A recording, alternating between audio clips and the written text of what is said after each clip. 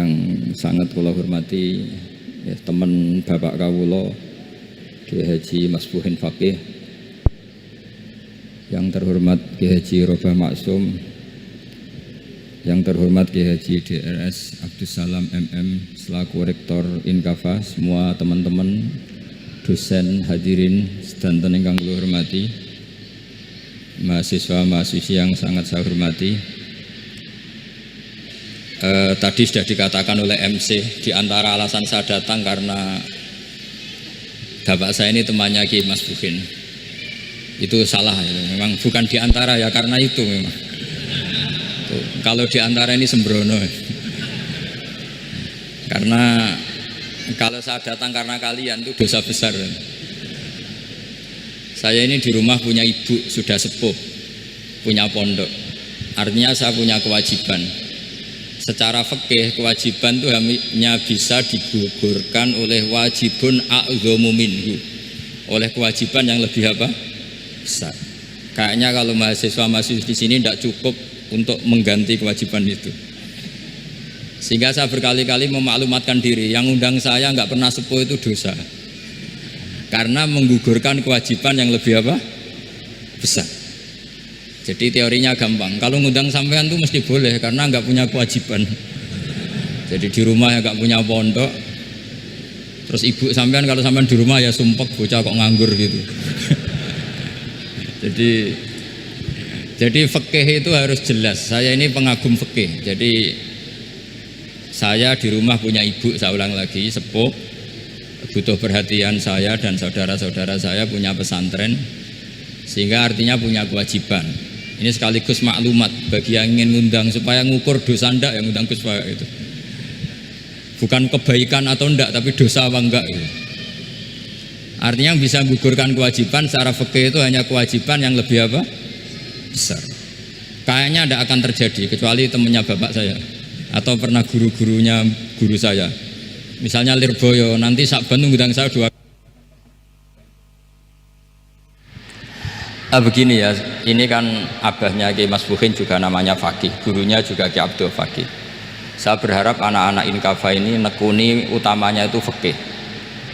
Fikih itu penting sekali. Kata Sayyid Ali yang Shahibu Simtid Durar itu, wabihi qiwamus syariah, yang bisa mengawal syariat itu hanya fikih. Fikih itu ya kalau yang paling gampang tentu kita misalnya punya Fathul Qorib, Fathul Mu'in, Fathul Wahab. Tapi yang faham betul, mesti faham itu ngelotok setengah hafal. Jangan bawa kitabnya tok, sementing sekian semester terus selesai. Itu sama-sama dosa, itu dosanya ya dosa, mahasiswanya juga dosa. Karena sudah terlanjur sarjana agama, ternyata nggak bisa, itu kan mendingan tidak sarjana agama. Itu saya tak cerita sama Kiai Robah, itu ada fatwa Kiai juga wali. Suatu saat ada penyanyi dangdut top terkenal di Indonesia itu nyanyi dangdut ya penyanyi ya dai, entah itu hakikat entah majas tidak tahu. Itu Kiai itu fatwanya lucu, kalau kamu datangi dia pas main dangdut masih saya beri izin, tapi kalau datangi dia pas pengajian itu tak larang kata. Kan santrinya jadi eskal, ini pas pengajian dilarang, pas dangdutan kok malah dapat izin. Tapi bukan berarti halal ya, dapat izin. Dapat izin kan potensinya bisa karena dilarang lah ya tetap belerot. Terus suatu saat si santri ini setengah wali, tidak wali tapi setengah. Lama-lama itu memahami gurunya, ternyata sirinya begini. Kalau seorang penyanyi yang tidak pernah ngaji kemudian ngomong agama, itu potensinya itu fadallu wa adallu, sesat dan menyesatkan. Tapi kalau dia sedang nyanyi dangdut, penyanyinya cowok loh, sama jangan bayangkan dangdut putri, enggak, itu cowok sudah tua lagi. Jadi potensi halalnya ada lah maksudnya untuk, tapi tidak alat musiknya, orangnya. Tapi kalau dia nyanyi itu paling dosanya hanya nyanyi. Saya ulang lagi, murid tadi akhirnya paham kalau datangi pengajian itu artinya ikrar kalau dia seorang dai atau seorang yang layak ngomong apa? Agama. Itu lebih bahaya karena kita santri, apalagi kita doktor atau MM, terus ngekrori orang yang nggak jelas asal usulnya. Tapi kalau nyanyi kan nyanyi saja, sehingga itu menjadi fikih. Bahaya terbesar dalam fikih adalah apa? Mengkaji fikih tidak dari ahlinya. Ya seorang lagi ya, mengkaji fikih tidak dari apa? Ahlinya. Nah kenapa demikian? Begini, saya beri contoh. Ilmu fikih itu tentu pertama dari Rasulullah SAW, kemudian bersanad sampai kita atau kita sampai Rasulullah. Itu ngalami sekian ijtihad yang tidak mudah. Saya beri sekian contoh. Dulu Imam Syafi'i itu sukanya sama guru yang miskin, ya karena rata-rata santri juga miskin, jadi mesti ngidolakan guru yang miskin, karena sesama miskinnya harus berkoalisi. Tapi akhirnya gurunya Imam Syafi'i itu miskin sekali, namanya Muslim bin Khalid Az-Zanji itu miskin, Sufyan As-Sauri miskin, Sufyan bin Uyainah miskin. Setelah ngaji di Medina itu Imam Malik itu kaya, pas itu Imam Malik sudah kaya. Setiap ketemu Imam Syafi'i dikasih uang. Sampai ketika Imam Malik itu bilang, kamu sudah alim, ilmu saya sudah habis, kamu ngaji sama yang lain. Sama siapa? Kata Imam Malik, orang yang sealim saya sudah meninggal, namanya Abu Hanifah, tapi dia punya murid namanya Muhammad bin Hasan Asy-Syaibani, kamu ke sana. Terus Imam Malik datang ke Baki. Dulu Baki itu pasar rental, ya Grab lah kira-kira sekarang itu. Mengumumkan siapa kafilah yang mau ke Irak. Kita ya Imam Malik, dibayari sama Imam Malik, ini yang antar ke Irak, ke Muhammad bin Hasan Asy-Syaibani. Imam Malik mulai ngeper, guru saya yang miskin tidak pernah nyangoni, guru-guru saya yang kaya sering nyangoni. Mulai memasalahkan kiai miskin gitu, kira-kira seperti itu, mulai masalah gitu. Setelah datang ke Irak di Muhammad bin Hasan Asy-Syaibani itu si Muhammad bin Hasan Asy-Syaibani itu kalau ngitung uang itu di meja tamu. Jadi punya emas lantaan, punya uang, kira-kira kalau Indonesia punya rupiah, punya dolar, dihitung itu di ruang tamu. Kata Imam Syafi'i, saya dengan Imam Malik saja nggak serik, ini lebih kedonyan lagi kiai. Ngitung uang itu di ruang tamu. Terus akhirnya si Muhammad bin Hasan Asy-Syaibani ini ahlul usul, dia pakar usul. Kamu heran sama saya?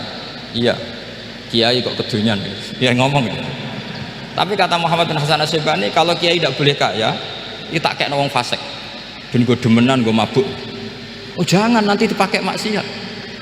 Tenjenengan mawon kersane digetokan, berarti kiai oleh sugih, pun angsal-angsal. Semenjak itu jadi satu fikih bagi Imam Syafi'i. Ternyata kalau mengharamkan kiai sugih berarti membolehkan yang fasik sugih. Kalau yang fasik sugih bisa dipakai i'anah alal maksiat. Semenjak itu mindset pikiran Imam Syafi'i rubah. Saking rubahnya sampai beliau berpendapat orang bisa beli Alphard, kok beli carry itu haram. Bisa jadi bupati kayak Pak Roba kok jadi RT haram. Pokoknya gitu. Bisa keren Kak Gus Bak kok jadi orang pendengar haram. Pokoknya haram terus. Karena dalil beliau al-Islam ya'lu wala yula alaih. Coba sampean ridho misalnya jadi orang Gresik dipimpin orang yang nggak sholat, ridho ndak? Ndak. Atau sholat tapi nggak bisa ngaji, ridho ndak? Ketika yang bisa ngaji berpotensi jadi bupati, terus keterusan. Karena Imam Syafi'i keterusan, ya umatnya keterusan. Akhirnya orang-orang Syafi'i itu politikus rata-rata. Ya makanya sama jangan kaget sama Baruba. Kakak saya wakil bupati dulu. Putranya Mbah Mun ada yang wakil apa? Gubernur. Dulu Gus Wahid ya menteri agama. Itu asal usul dari perubahan fikih, mindset, cara berpikir Imam Syafi'i. Jadi dulu itu fikih ditemukan itu jelimet, ada perdebatan. Itu tidak hanya pada level ulama, pada level Nabi pun ada perdebatan.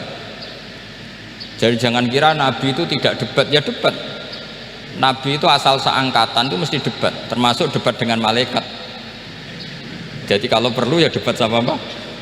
Karena malaikat itu kan lugu itu gak iso mikir. Karena kalau malaikat iso mikir bisa jadi rektor. Nanti kasihan Pak Salam ini.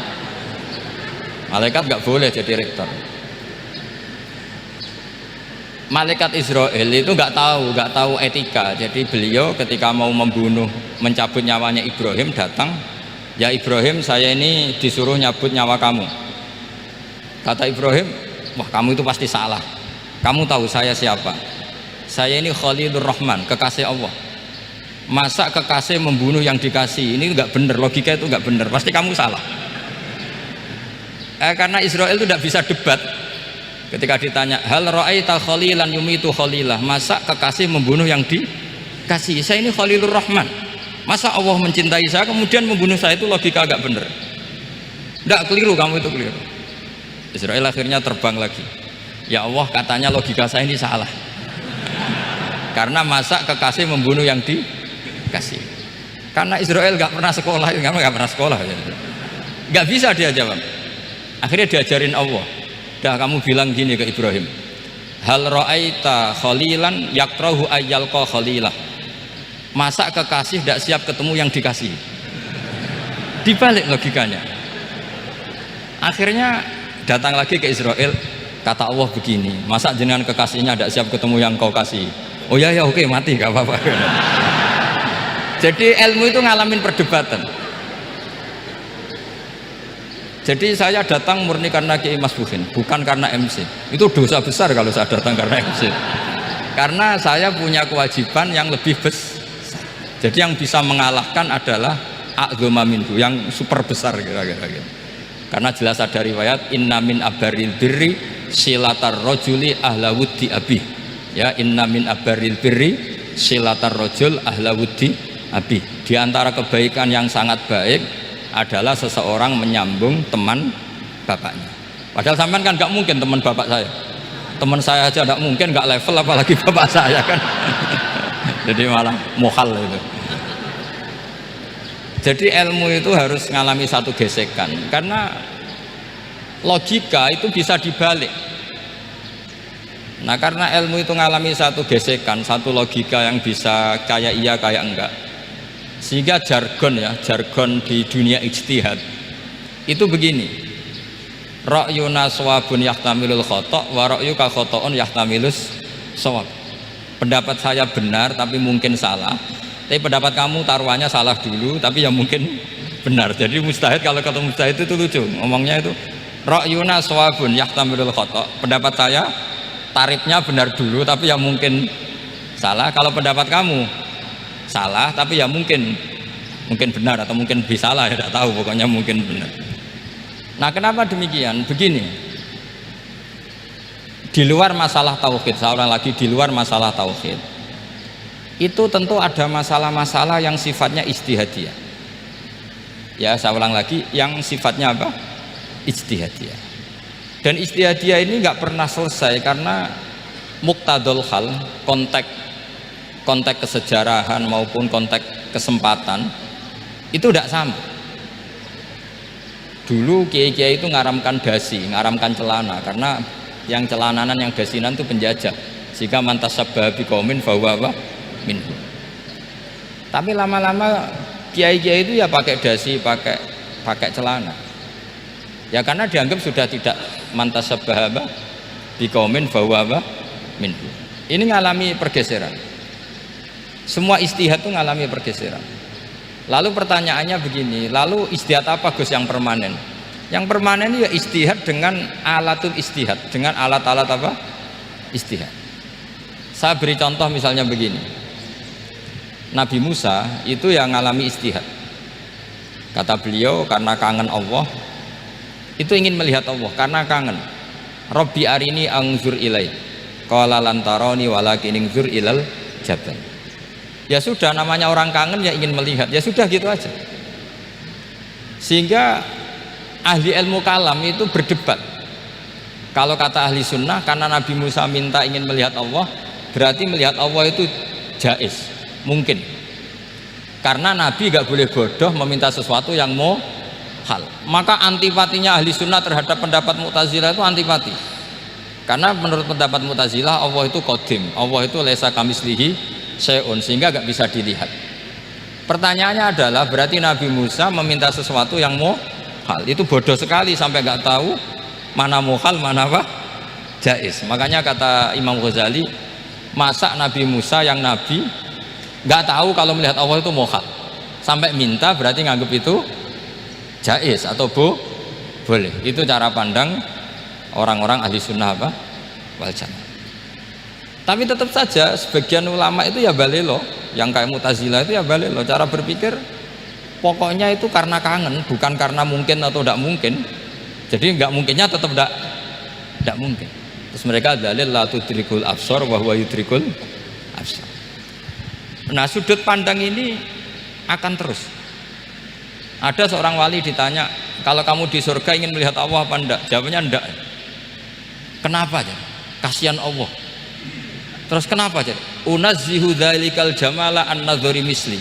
Saya tidak ridho Allah yang hebat, yang keren, kemudian sing delok di rumah aku wong gresik. Koyok gak ngergani pangeran. Sebenarnya sing delok Allah ben golongane Nabi Muhammad, Nabi Ibrahim, kowe ra usah ngilangi keren maksudnya itu. Jadi ada ulama itu jadi wali kalau sholat itu karena di soft belakang, tapi jangan ditiru. Itu kan nggak lazim ya, lazimnya kan afdhalus sufuf as-saful awal. Ketika ditanya kenapa kamu kalau sholat di belakang, cek GR koyok wani suwan pangeran gue ngarep, aku sungkan dadi gue gurih lagi. Kalau sampean kan karena males, bukan karena sungkan. Jadi itu artinya rasa ya. Makanya nggak bisa, nggak ada ijtihad itu tidak mungkin karena perasaannya orang itu beda-beda. Itu Sayyid Abdul Al-Haddad itu kalau ngendikan masyhur, man da'a li dzalimin bil baqa faqad ahabba yu'sawwa fi ardi. Orang yang mendoakan orang fasik masih hidup, gak mati-mati, itu berarti suka kalau Allah dimaksiati di buminya. Wong fasik kelakuannya rak maksiat, nak mbok dongakno mari, itu berarti kamu ingin Allah didurakani terus menerus karena si fasik masih hidup. Tapi kalau Abul Hasan As-Sadili cara ngendikan gini, kalimatnya persis. Man ahabba alla yu'sawwahu fi ardi faqad ahabba alla tadhharu maghfiratuh. Orang yang ingin dunia ini steril, gak ada maksiat, maka sama saja berkeinginan tidak melihat luasnya maghfirahnya Allah. Sama-sama wali besar, tapi cara pandang hubungannya dengan Allah seperti itu. Jadi mau tidak mau, ijtihad itu mau tidak mau. Makanya tidak usah dipertentangkan misalnya cara berpakaian, cara apa, yang penting sesuai aturan Islam ya sudah. Karena ini urusan rasa. Urusan apa? Rasa. Itu Syekh Hasan Basri itu sering jagongan sama Robiah Hadawiyah. Itu secara fikih salah. Tapi pas itu ulama fikih ditanya, kenapa Anda tidak komentar terhadap dua wali besar yang sering ketemu? Andai kan semua santri seperti itu akan saya halalkan, kata. Karena nggak mungkin punya nafsu. Sehingga fikih dulu memang masih asli. Kamu lihat di takrib misalnya, lelaki melihat perempuan itu nggak boleh kecuali sekian alasan. Termasuk boleh itu li taklim karena mengajar, atau lil muamalah. Lah ini yang mulai masalah.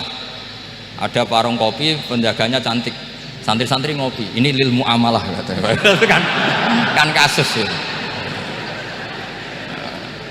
Mau disalahkan pada takbirnya, mau dibenarkan ini jelas fasik kan, jelas fasik. Maksudnya sudah fasik sebelum itu ditambah itu, jadi fasiknya permanen. Nah pertanyaannya adalah, kalau kamu ngajar mbak-mbak kemudian hafal yang cantik yang enggak, itu taklim lin nazar apa nazar li taklim? Itu taklim apa modus? Makanya kalau ngopi cari bakul yang cantik, itu muamalah untuk nazar apa nazar untuk muamalah? Loh, kalau saya ngopi dengan kiroba pasti halal. Karena begini, berjalan saja bareng capek, nggak tahu itu warungnya siapa, terus berhenti ngopi, kebetulan bakulnya cantik. Nah itu mungkin halal karena kan saya tidak milih-milih, ingin ngopi kebetulan bakulnya cantik. Kalau kamu kan nggak apal daftarnya, wah itu mesti haram itu mesti haram itu. Karena berarti kan kamu menjadikan ngopi ini modus. Gue jagani nak takok pangeran, lo kok nazar muamalah Gusti muamalah. Itu mesti modus. Maka fikih itu harus dikawal oleh tasawuf. Kalau ndak, semua hukum fikih bisa diakalin. Makanya Imam Bukhari punya satu bab namanya Kitabul Khiyal, bab mengkhilaf fikih. Beliau itu antinya sama Abu Hanifah itu luar biasa. Nggak ada ulama dibenci Imam Bukhari kayak Abu Hanifah. Masyhur itu. Untungnya beliau nggak menangi Abu Hanifah. Kalau menangi geger terus ya. Bisa bahsul masail terus ya. Itu Abu Hanifah itu ulama yang suka khilah. Khilah itu ngerekayasa hukum. Misalnya begini, saya ini puasa agak lemes, ujian agak lemes, apalagi kiai serapati di duit, santri beling-beling lemes gitu. Apa mangan itu kan, wah poso-poso kok mangan kan gak keren. Supaya saya bisa makan dan halal, saya bisa ngajak kiai Robai ya jalan-jalan, jalan-jalan nyari yang jarak 2 marhalah, ya sudah, terus bisa makan. Kalau ditanya Allah kok makan, musafir. Jadi bolehkah insya safar menciptakan pergi demi untuk supaya boleh iftar? Boleh enggak cara jenengan? Coba kok enggak boleh, alasannya apa? Kan pergi. Perginya juga enggak maksiat. Itu khilaf. Tapi Sayyid Muhammad, Abuya Sayyid Muhammad, Muhammad bin Alawi, Sayyid Muhammad itu membela Abu Hanifah. Artinya membela jangan semua khilaf itu diharamkan, karena itu cara, saya ulang lagi, karena itu cara untuk mengawal bahwa hukum Allah itu luas. Karena kalau nggak ada khilaf itu ya kita kesulitan, misalnya begini, ini penjelasannya, makanya kita harus sering mendengar. Saya itu dulu masih sangat fikih itu protes kenapa ada poluan polisi wanita. Itu kan pekerjaan cowok ya, pekerjaan pria. Tapi setelah mendapat penjelasan dari polisi itu alasannya masuk akal, Gus. Kadang-kadang orang nakal itu menyembunyikan narkoba itu di alat wanitanya. Itu kalau semua lelaki polisi kayak jenengan itu kan masalah itu. Sehingga memang harus ada polisi wanita, karena sebagian pengedar narkoba itu perempuan dan menyembunyikannya di tempat itu. Kalau semua polisi cowok kan nggak kebayang. Sehingga kita akhirnya mendengar membolehkan polisi itu wanita. Ada wilayah yang harus wanita. Begitu juga ada pertanyaan, kenapa sih dokter kandungan itu cowok? Saya punya banyak santri yang muhibin saya itu dokter kandungan. Tak tanya, kamu itu kok cowok kok jadi dokter kandungan? Kan pekerjaannya seperti itu. Dia jawabnya lucu. Dari 10 yang tes jadi dokter kandungan, itu yang cewek itu lulus 2, yang cowok lulus semua. Karena ketika cewek dites melihat ketuban pecah darah itu langsung pingsan. Sehingga yang secara psikologi dablek itu kan memang lelaki. Jadi roh wong nyak sewakit santes. Kadang nggak lahir-lahir dinteni nang jopo rokokane santai. Itu kalau cewek yang jadi dokter kandungan itu nunggu jam 11, jam 4 sudah pingsan. Nah ini cerita, bukan berarti saya menghalalkan, enggak. Kita harus mendengar, saya ulang lagi, kita harus apa? Dan itu setelah mendengar itu nanti jadi disiplin ilmu, yaitu namanya fikih. Saya berkali-kali cerita di mana-mana cerita, fikih itu harus dievaluasi, karena ini masalah furu'iyah. Saya berkali-kali cerita di mana-mana cerita. Hukum berteman orang fasik gimana? Pasti orang jawab haram karena takut ketularan orang fasik. Tapi kalau dibalik, hukumnya bina orang fasik gimana? Ya baik, umatnya Nabi bisa bina kalau berteman. Kamu bisa bina orang fasik tanpa berteman? Gak bisa. Jadi kalau dibalik, hukum berteman orang fasik gimana? Haram. Hukumnya bina orang fasik baik, bisa bina kalau berteman. Berarti berteman orang fasik ya terus nanti pada level lapangan sih gampang. Kalau yang soleh membina yang fasik dan yang fasik ketularan yang soleh, maka ternyata baik. Kalau yang soleh ketularan fasik ya berarti ternyata buruk.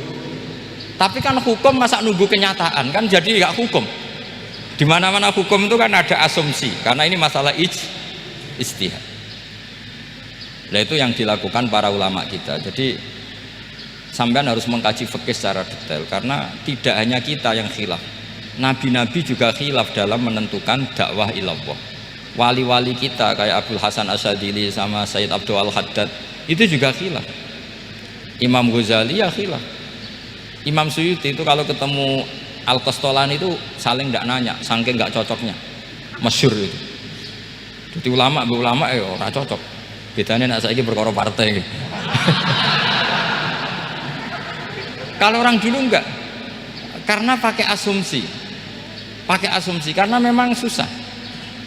Ndak misalnya saya tak bedai, tak beri yang ndak misalnya ada orang rukuk kemudian ngentut, itu sholatnya batal apa enggak? Enggak, jawab saja. Enggak, orang sholat kemudian pas rukuk kentut atau kelihatan auratnya, sholatnya batal apa enggak? Batal. Lah itu kelirune sampean, itu salah dosennya mesti itu. Pertanyaannya gini, yang dikatakan sholat itu kan aqwalun wa af'alun muftatahatun bitakbir muftatamatun bitaslim. Lalu ketika sampai rukuk apa sudah namanya sholat? Jika kamu katakan batal, namanya sholat aja belum kok sudah kamu katakan batal gitu.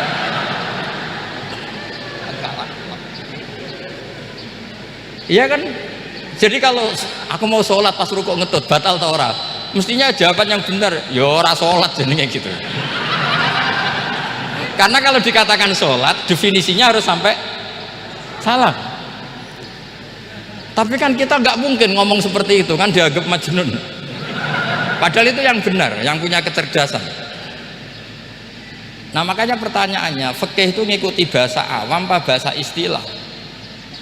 Kalau ngikuti bahasa awam ya kayak tadi, sholat kok pas rukuk kentut maka batal. Sebenarnya yang batal itu sholatnya apa rukuknya? Nah makanya terjadi perdebatan. Kalau yang pakar-pakar usuli itu salah istilah itu nggak mau. Saya ulang lagi, kalau pakar-pakar usuli itu salah istilah itu nggak mau. Terus misalnya tak beri contoh lagi, kalau imam itu sudah salam pertama itu yang rukun kan salam pertama, berarti setelah salam pertama imam sudah keluar dari sholat apa belum? Sudah kan? Yakin? Ya sudah. Sekarang sama tak bedai. Lalu makmum itu kesunatan langsung berdiri apa nunggu imam salam kedua? Enggak, jawab satu. Nunggu salam kedua kan? Dan itu kriminalnya sampai dalam sufi itu. Kriminalnya begini, berarti Anda membolehkan makmum bergantung sama orang yang sudah tidak sholat. Kata kamu setelah salam pertama dia sudah tidak sholat, berarti kamu menginstruksikan makmum berhubungan dengan orang yang sudah tidak sholat, karena sudah keluar dari sholat ketika salam pertama. Kalau kamu didebat gitu gimana jawabnya? Pusing kan? Berarti robtul makmum bisolatiman sing wis laisa fi sholatin, berarti menggantungkan sholat sama orang yang sebetulnya sudah tidak sholat. Ada yang jawab, sebagian ulama fikih tetap disunatkan menunggu salam kedua, karena salam kedua itu masih paket meskipun tidak rukun, dia paketnya selesai. Tapi selalu pertanyaannya gini, lalu setelah salam pertama itu imam masih sholat gak? Udah sampai pernah dijawab tuh. Nah ini pentingnya bodoh, gak mikir. Jadi makanya bodoh itu barokah karena gak mikir. Jadi soalnya Rabbana ma khalaqta hadza apa batila. Sing bodoh ya barokah, sing pinter ya barokah. Sing ora barokah maksiat. Wis ora ono barokah blas. Maka kan fikih itu seperti itu. Jadi ada disiplin, di situ ada disiplin ilmu. Yang kadang kita tidak cocok. Makanya Imam Syafi'i sendiri ngendikan, kadang beliau dengan gurunya, dengan Imam Malik sampai ngarang ikhtilafu Malik. Beliau punya data yang beliau itu sedang nggak sama dengan gurunya, yaitu Imam siapa? Malik. Karena mindsetnya itu beda. Tidak sampai misalnya saya tanya, sholat itu harus menghadap kemana? Tidak, jawab saja. Kiblat kan? Ukurannya apa coba? Namanya madhep. Wajah apa dada? Imam Syafi'i milihnya dada. Sekarang praktekkan dalam dialog keseharian. Saya jagungan sama Ki Eropa seperti ini, terus wajah saya begini, madhep enggak? Nah itu masalah. Terus pertanyaannya, madhep dengan dada itu fis sholat apa fil qiyam?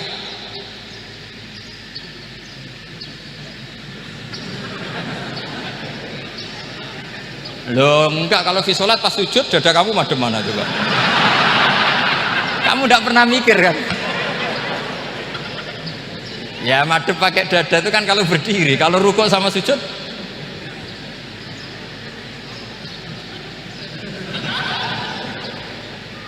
Loh itu ulama itu jelimet gitu. Makanya jarang yang menekuni profesi ulama itu. Menekuni proposal banyak karena memang susah. Jadi ulama itu orang yang cara berpikir sudah aneh. Sehingga mereka detail. Maksudnya menghadap itu apa ukurannya? Ukurannya kalau berdiri ya dada, tapi nggak bisa kamu katakan at-tawajjuh bisodri aturan dalam sholat, fikuli sholat.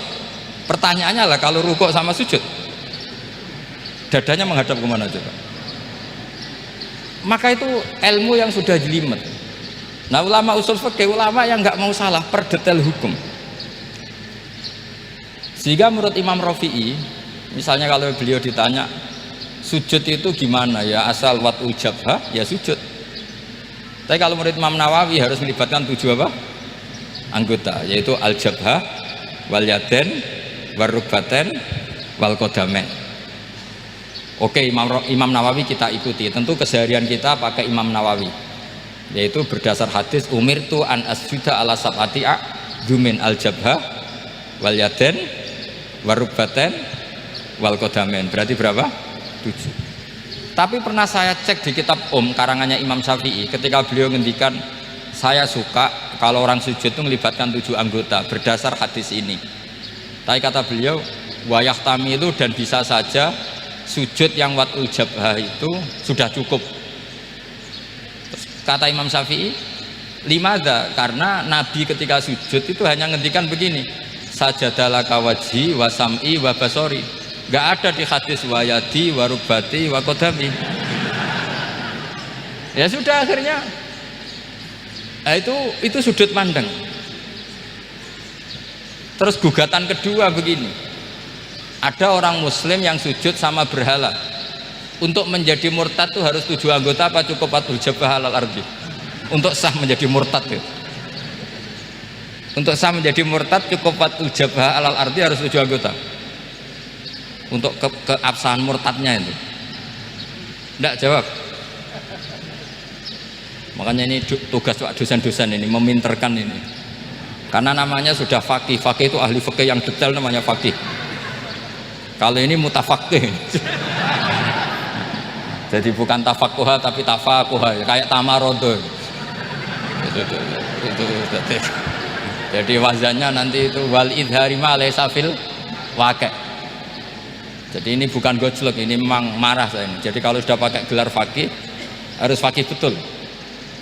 Karena ilmu fikih itu sebetulnya gampang. Sampai kalau ngaji i'anah itu kelihatan fikih itu gampang karena ada logika yang terbangun. Misalnya begini, orang kalau tawaf itu disuruh agak jauh dari Ka'bah. Jangan sampai nginjak sadarwan. Karena sadarwan itu pondasi itu ikut Ka'bah. Kenapa begitu? Ya jenenge ra muteri Ka'bah, ide-ide Ka'bah. Jadi sebenarnya sederhana logikanya. Sing jenenge muter itu di luar itu kita muter. Lah kalau nginjak pondasinya namanya gak muteri Ka'bah tapi ide-ide Ka'bah. Ya jadi sederhana sebetulnya, ya masuk akal. Jadi fikih itu enggak ada yang iskal, sebetulnya masuk akal. Tapi karena kita nekuni itu tidak serius, maka terus jadi paradok. Saya beri contoh lagi, ini sebagai penghormatan saya sama Kiai Mas Bukin, karena ini sudah namanya fakih. Kalau ada ayam jago ditabrak truk terus kejet-kejet, andai kan dibiarkan pun mesti mati karena gerakannya sudah harokatul madbuh. Terus kamu sembelih, itu halal apa enggak? Enggak jawab, ayam jago loh. Kalau kamu katakan halal, dia sudah tidak punya hayatun mustaqirroh, kehidupan yang permanen. Andai kan kamu biarkan pun 1 menit lagi meninggal. Kejet-kejet kan prosedur saja, maksudnya pantasnya mati yo kejet-kejet sih, tapi sebetulnya sudah pasti mati. Maka ini ada 2 ulama. Kalau kata Imam Malik tetap namanya halal karena ruhnya masih di situ, sehingga ketika kita nyembelih ya nyembelih hewan yang hidup. Yang namanya nyembelih itu pokoknya mematikan yang punya ruh. Sementara saat itu rohnya masih di situ, meskipun 1 menit lagi pasti mati. Tapi kalau mazhab Syafi'i enggak, ini sudah harokatul madbuh, tidak punya hayatun mustaqir. Sehingga dalam perdebatan ulama fikih itu lucu, kadang ya gampang gampang-gampang mangkel no. Misalnya begini, kalau ada anak lahir tidak ada amaratul hayat, nggak nangis, nggak bernafas, sunat disolati apa enggak? Siktun itu, siktun sing layas tahilu walayas, langsung lahir langsung mati, nggak ada amaratul hayat. Rata mikir tuh, itu tidak wajib disolati. Alasannya, ya kan memang sholat alal mayit kan tidak pernah hidup. Di mana-mana mayit itu setelah hidup mati. Ini kan tidak pernah hidup. Namanya ya qit'atul lahmin, ya potongan daging itu aja. Jadi kadang fikih diwaca tenan jebule mangkel no. Terus ketika di kitab Minhajut Thalibin itu, kalau kamu keluar mani itu wajib mandi enggak? Wajib kan? Kalau keluar mani inzal itu kan wajib mandi. Nah, kenapa nifas atau wiladah keluar bayi? Kenapa ibu-ibu kalau keluar bayi wajib mandi? Alasannya lucu. Li annal walad maniyun pun akidun. Ini kan wis mani cuma mengkristal. Jadi kadang fikih mangkel loh.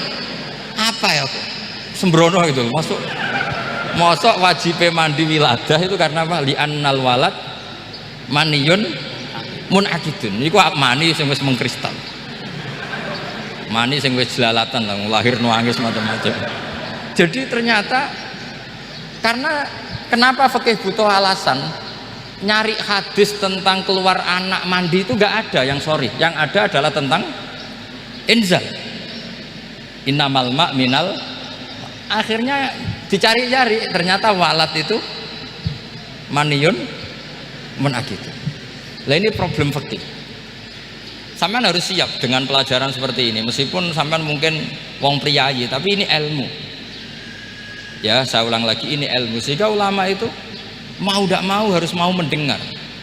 Karena logika yang terbangun itu nunggu kalau mendengar kayak tadi. Nabi malaikat Israel baru sadar, masa kekasih bunuh yang dikasih, masuk akal. Iso mikir juga Israel.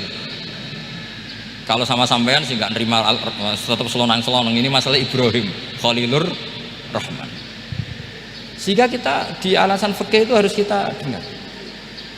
Saya dulu itu, saya sampai sekarang itu sama, kalau bayi lahir masih sudah berbentuk bayi, saya sendiri berpendapat sebaiknya disolatin kalau sudah berbentuk bayi, meskipun tidak tidak nangis, tidak ada amaratul hayat. Kan yang digugurkan itu wajibnya, bukan masalah boleh dan tidak. Itu banyaklah perdebatan ulama di bab itu. Saya beri contoh lagi perdebatan ulama. Ini contoh-contoh fikih karena ini khusus penghormatan status fakih tadi. Itu kalau ada orang mati, jenazah itu. Jenazah itu kalau sholat, itu kan umumnya jenazah di depan, kita nyolati di belakang. Itu yang mengatakan begitu ya tidak punya alasan, ya taunya mulai dulu begitu, di mana-mana nyolati jenazah, jenazahnya di depan. Tapi di kitab Mahali jelas diterangkan, kata kaul sa'ani tidak wajib. Alasannya ya lucu, fa innal janazah laisat bi imamin. Jenazah itu tidak imam, kenapa harus di depan? Kan kacau kan. Lu coba alasannya di depan apa? Dia ada imam kok. Nah barokahnya fikih itu, sehingga kita melihat di Arab Saudi sekarang itu jenazah kan di belakang, tapi kita tetap nyolati mayit. Kalau di Arab Saudi musim haji itu jenazahnya di kamar mayit, tapi kita nyolati. Itu satu-satunya takbir ya tadi, fa innal janazah laisat bimanzilatil imam. Tapi jangan praktekkan, nanti dia kepaliran sesat tuh. Saya hanya cerita ilmu, jangan dipraktekkan. Kalau dipraktekkan masih jadi aliran sesat. Mono jenazah ning mburi mame kok ngarep aliran sesat. Sebetulnya bukan sesat gitu. Uji coba fikih. Ya karena tadi fa innal janazah laisat bimanzilatil. Bukti lagi kalau sampean sholat ghaib. Sholat ghaib itu misalnya mayitnya di Surabaya, boleh nggak sholat ghaib di sini? Terus jenazahnya di belakang kamu apa depan kamu? Nah ini kan fikih itu pokoknya gitu. Makanya standar furu'iyah itu susah. Karena perdebatannya itu mirip-mirip, kayak iya, kayak tidak, kayak. Makanya dulu zaman sahabat, ada sahabat itu mencintai Rasulullah. Senengannya sowan. Bukti cinta sowan. Banyak juga yang sahabat bukti cinta Nabi itu tidak pernah sowan. Alasannya ganggu. Kenapa kamu jarang sowan Nabi? Saya sering jamaah sama Nabi, saya tidak pernah sowan. Kenapa? Ganggu. Biar Nabi kalau di rumah sama anak istrinya, saya tidak mau ganggu. Makanya saya termasuk kiai yang gak pati seneng disowani. Karena ya itu tadi. Kalau mulang seneng saya, kalau disowani biasa saya. Kalau Kiai Roba itu nilai, nak pernah sepuh jadi rasuan nilai. Jadi beda. Saya sering ditilii kiai-kiai sepuh. Tapi bahasanya tentu tidak sowan, tapi nopo nilai. Kalau sowan itu banyak. Ketika Rasulullah wafat, itu separuh sahabat hampir mayoritas, ya Rasulullah kita semua ingin kita dulu yang meninggal karena engkau begitu penting. Maka jangan meninggal dulu, kita yang meninggal. Kalau kita yang meninggal itu nggak apa-apa, tapi kalau engkau penting jangan meninggal. Tapi ada saja sahabat, lah tidak seperti itu. Saya suka Rasulullah meninggal dulu. Alasannya masuk akal. Biar Allah menyaksikan saya kama usaddikuhu hayyan usaddikuhu maitan. Allah biar menyaksikan saya iman kepada Nabi ketika masih hidup, dan saya buktikan setelah mati pun, setelah meninggal pun, setelah wafat pun iman. Jadi ternyata baisnya itu supaya orang tahu bahwa iman kita kepada Nabi itu iman yang super, sehingga ketika beliau sugeng ya kita iman, setelah wafat juga kita iman.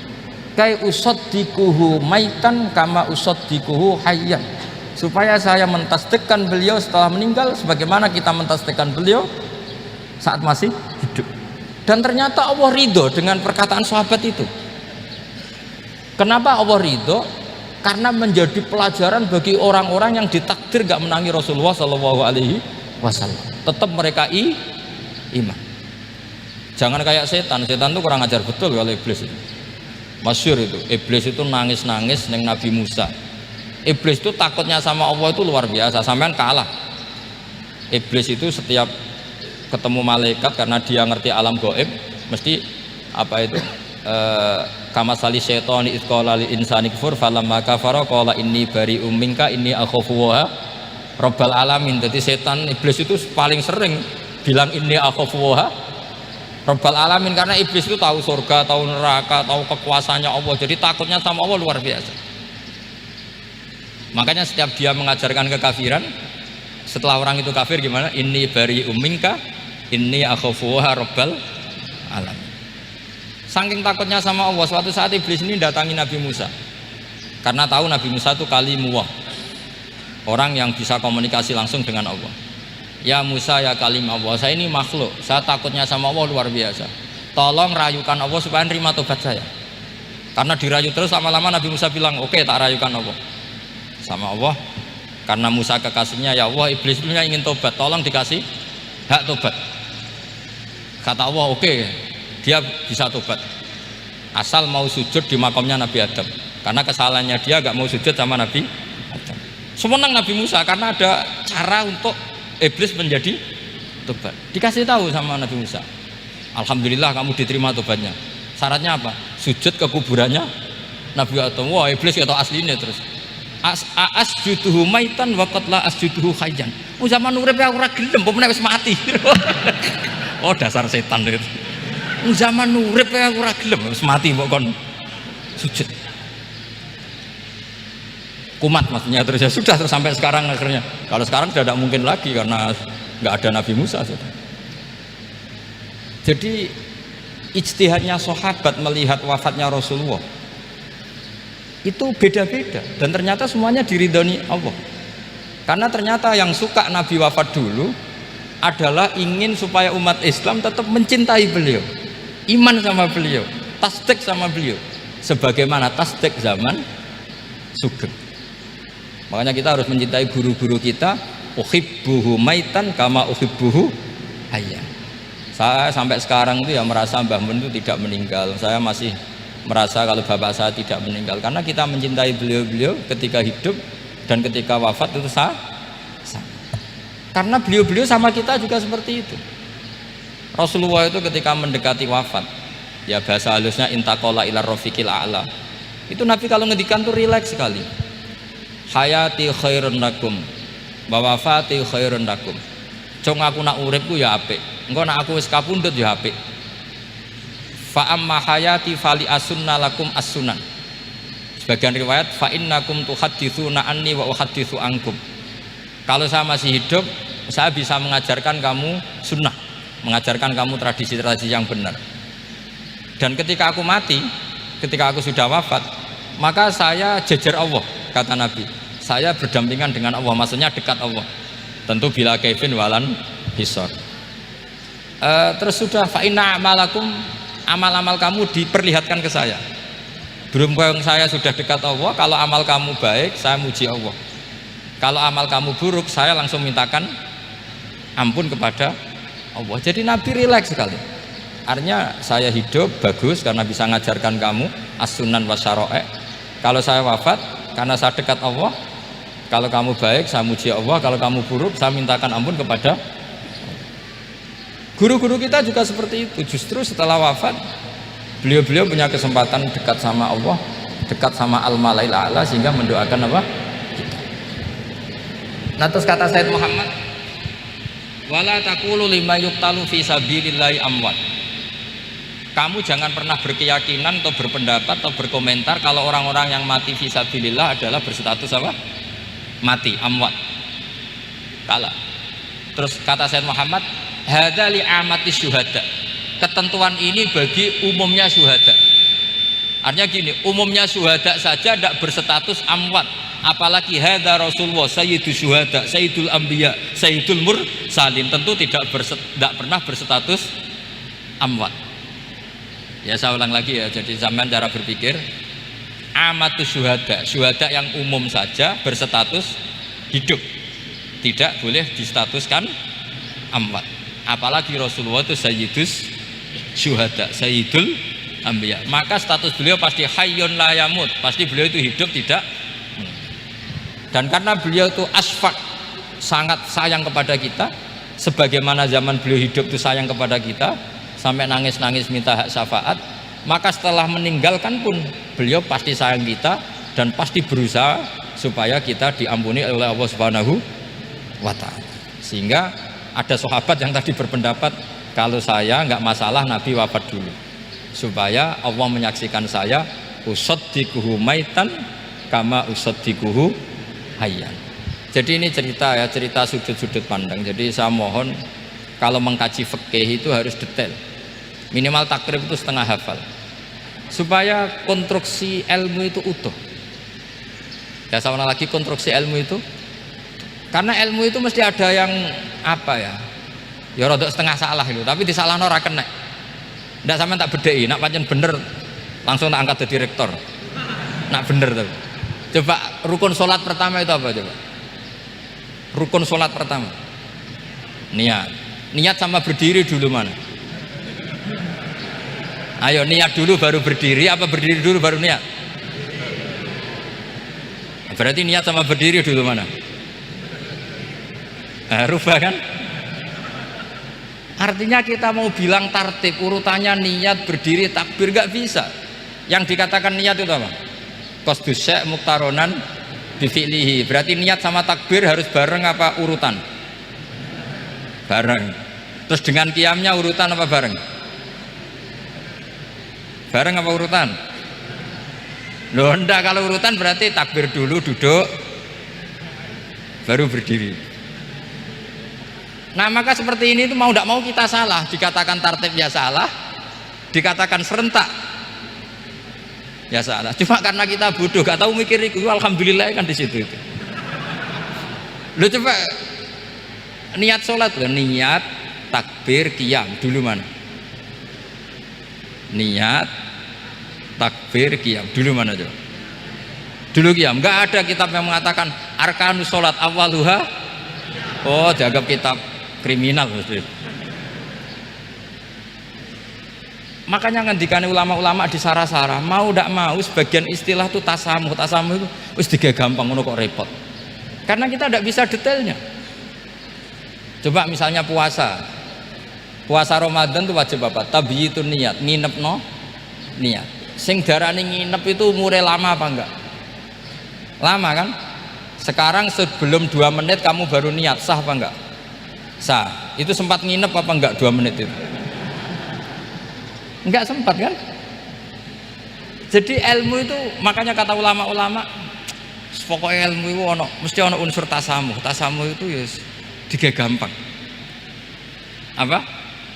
Tiga gampang. Misalnya Imam Syafi'i berpendapat mashu ba'dir roksi. Itu kata beliau walau sa'rotan fi hadir roksi. Meskipun satu rambut asal masih di wilayah kepala. Tapi kalau rambut itu dikeliwir dibasuh di sini enggak sah. Karena sudah keluar dari batas apa? Kepala. Imam Syafi'i cara berpikir kan ya ngene iki jenenge basuh sirah. Tapi cara Abu Hanifah enggak. Ya enggak, yang namanya megang kepala itu ya minimal 1/4 lah. Masa gitu dikatakan megah. Lalu ulama usul fikih itu berdebat. Sesuatu itu sesuai masodaknya. Masodak itu yasduku alaihi kadza, yaitu ini tadi saya cerita ke Ibu Khin tentang ngaji Jamul Jawame. Ini ilmu yang di Jamul Jawame. Sesuatu itu ukurannya mayasduku alaihi kadza apa dengan takrif definisi. Misalnya gini, sholat itu batal dengan makan. Kalau kamu sholat makan batal nggak? Nggak, jawab saja. Batal. Itu satu upo apa satu piring? Nggak, jawab saja. Satu upo sudah batal. Sekarang bab makan di ngurmat tamu. Cung tamuku keimangan. Iku sak upo apa sak piring? Lah ini kan tidak fair, di bab tamu makan satu piring tapi di bab sholat satu upo. Maka pertanyaannya, lalu penamaan sesuatu itu berdasar masodak mayasduku alaihi ismu kadza atau berdasar uruf?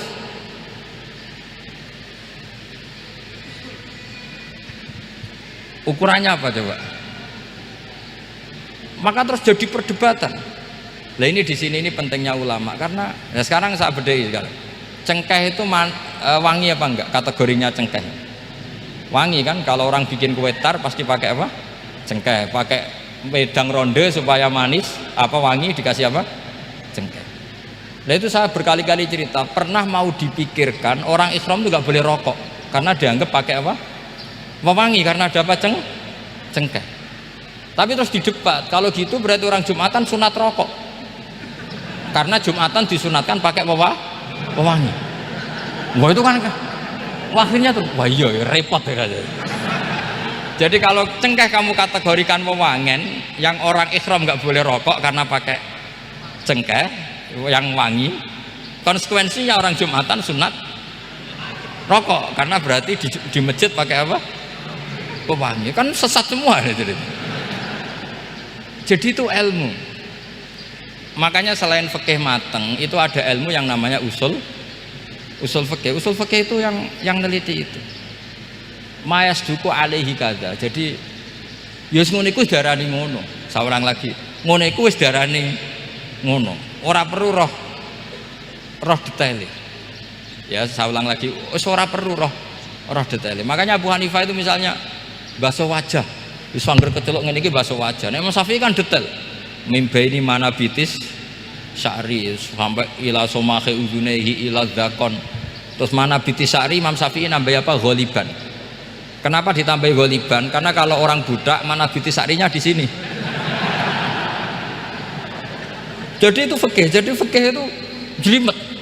Padahal kita ini nggak pernah berpikir secerdas Imam Syafi'i, tapi akhirnya ya mikir juga.